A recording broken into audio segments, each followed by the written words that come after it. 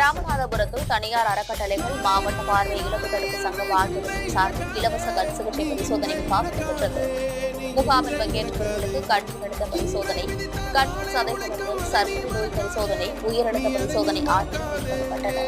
முகாமில் கண் அறுவை சிகிச்சைக்கு தேர்வு செய்யப்பட்டவர்கள் அறுவை சிகிச்சைக்கு அனுப்பி வைக்கப்பட்டனர். முகாமில் 1000 பேர் கலந்து கொண்டு பயன்பெற்றனர்.